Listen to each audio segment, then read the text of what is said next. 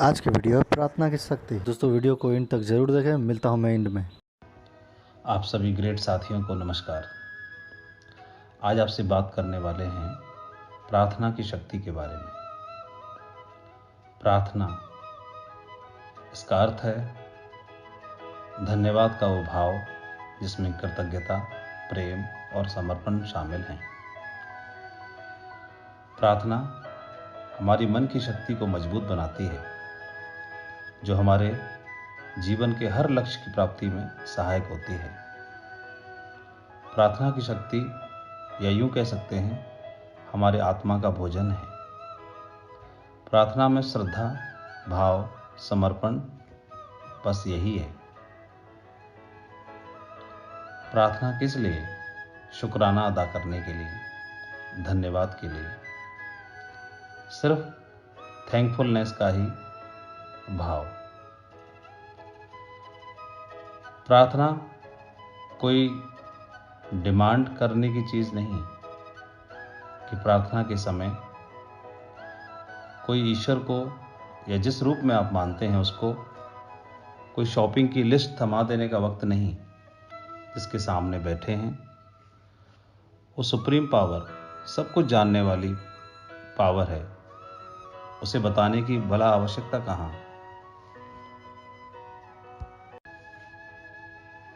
फिर प्रार्थना क्यों? प्रकृति का एक, या ऐसे ये कह सकते हैं, इस ब्रह्मांड का एक सिद्धांत है। वह खाली जगह को कभी बर्दाश्त नहीं करता।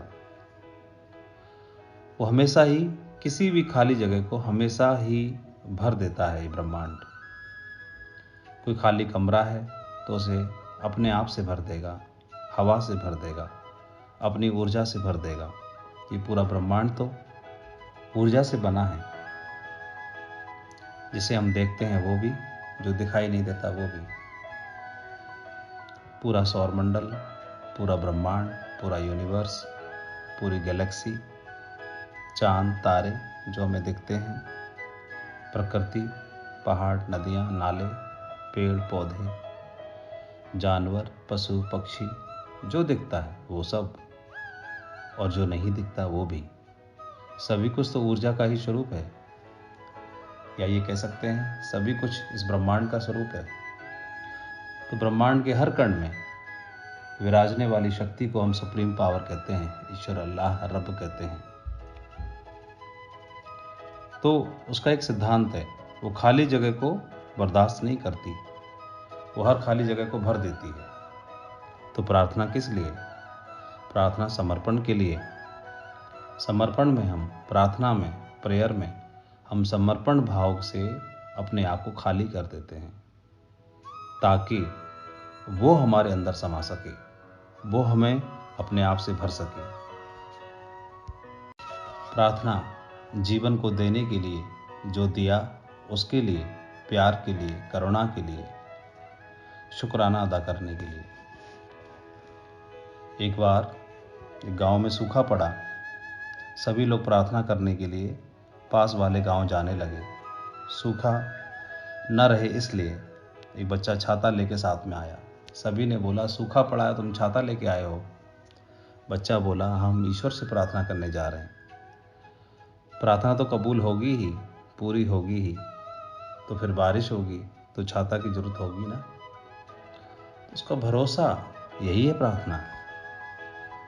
प्रार्थना हमारे आत्मा का भोजन है। सिर्फ हाथ जोड़ना या सजदा करना ही प्रार्थना नहीं है। हमारा हर शब्द, हर वाक्य जो किसी का कल्याण करने वाला हो, वो प्रार्थना है।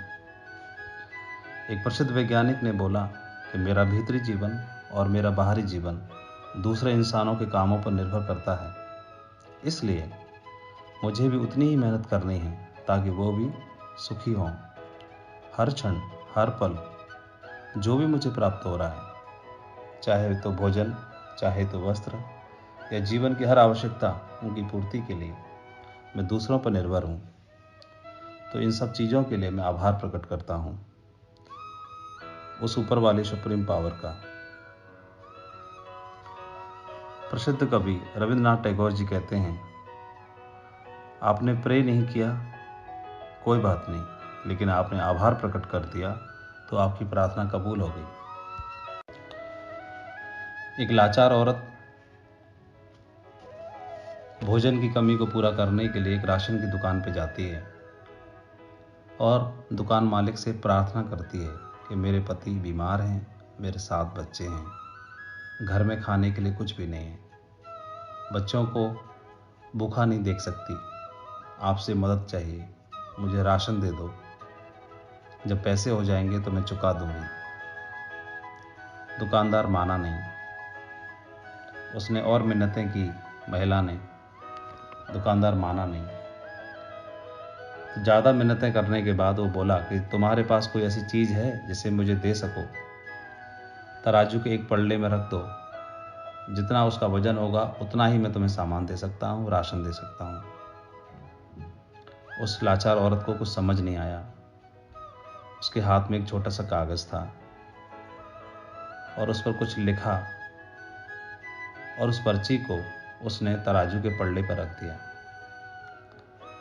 बहुत ही आश्चर्य की बात हुई, वो तराजू का पल्ला पूरा नीचे झुक गया।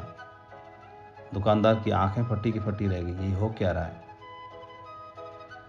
तराजू के दूसरे पल्ले में उसने राशन का सामान रखना शुरू किया। वो झुके ना, और रखा, वो झुके ना, वो और रखा तो झुके ना। उसको समझ नहीं आया।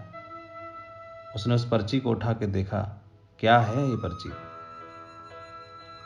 तो पर्ची में सामान की लिस्ट नहीं थी या कुछ और नहीं था। खोल के देखा तो उस लाचार औरत ने लिखा, हे ईश्वर, आप मेरी ज़रूरतों को अच्छे से जानते हैं, मैं तो पूरी तरह आप पर ही छोड़ देती हूँ। और इस पर्ची को पढ़कर के वो दुकानदार भावुक हो गया। फिर उसने ज़रूरत के हिसाब से जो भी सामान की आवश्यकता थी उस महिला को उसने दिया। महिला के जाने के बाद उसे होश आया और उसने ध्यान से देखा, उसने तो तराजू का वो पल्ला टूटा हुआ था। तो जब प्रार्थना कबूल होती है तो किसी भी रूप में, किसी भी स्वरूप में वो पूरी हो। हमारा हर शब्द, हर वाक्य प्रार्थना है। अगर दूसरों का कल्याण करने वाला है तो हमारा हर शब्द ऊर्जा है और ब्रह्मांड भी ऊर्जा ही है। तो ये ऊर्जा उस ऊर्जा से मिलती है और अपने समान ऊर्जा को रोटेट करके पुनः वापस ले आती है। माउंट आबू में एक बुजुर्ग, उम्र तकरीबन 90 वर्ष, उनसे मिलने के लिए एक महिला गई तो वो जड़ी बूटियां दिया करती थी। उनसे पूछा, बाबा आपकी उम्र कितनी होगी? तो उन्होंने बताया 90 वर्ष है। महिला ने बोला, लगते तो नहीं हो। तो बुजुर्ग ने पूछा, कितने का लगता हूँ? तो उसने बताया, 70 के लगते हो। बुजुर्ग बड़ा खुश हुआ। फिर उसने बताया, खुद ही स्वतः ही मैं सारा काम अपना खुद ही करता हूँ और यहाँ भी बैठता हूँ, दवाइयाँ भी देता हूँ और खुश रहता हूँ। महिला ने पूछा, सेहत का राज क्या है आपकी का? तो बुजुर्ग बोले, मुझे याद नहीं कितने सालों से, कई वर्षों से मेरा एक नियम है। मैं सुबह सो के उठता हूँ तो सबसे पहले जो वस्तुएं, जो व्यक्ति, जो चीज़ें मेरे अनुकूल हैं, उन सब के लिए ईश्वर का आभार प्रकट करता हूँ। और तब तक, जब तक कि मेरी आंखों से आंसू नहीं आ जाते। इसे कहते हैं प्रार्थना। हर शब्द, हर सुंदर वाक्य प्रार्थना है। एक गांव में एक बालक डॉक्टर बनना चाहता था। डॉक्टर बनने का सपना लेकर के पढ़ाई कर रहा था। मेडिकल एंट्रेंस एग्जाम दिया, परिणाम आया 98.5%। पास के शहर के मेडिकल कॉलेज में एडमिशन लेना था। कॉलेज का कट ऑफ था 99%। बहुत मायूस तो हुआ लेकिन निराश नहीं हुआ। मन में इच्छा आई कि फॉर्म लेके आता हूँ, भरता हूँ, बाकी ऊपर वाले की मर्जी। घर वालों ने समझाया, परिवार वालों ने और गांव वालों ने भी, क्यों शहर जाते हो, क्यों परेशान होते हो, क्यों खर्चा करते हो, एडमिशन तो होगा ही नहीं। किसी और कॉलेज में ट्राई करो। बच्चा नहीं माना, गया, फॉर्म लेके आया, भरा। 1 महीने के बाद वहाँ से कॉलेज से लेटर आया।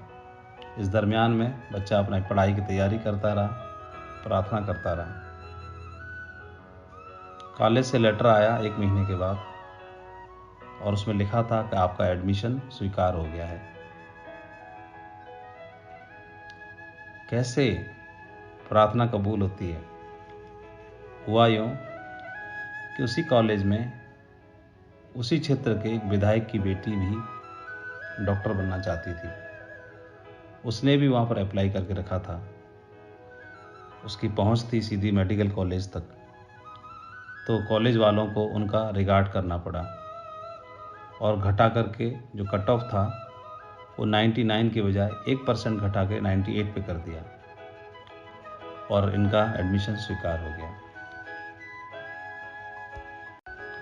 शास्त्र कहते हैं एवरीथिंग इज प्री रिटन,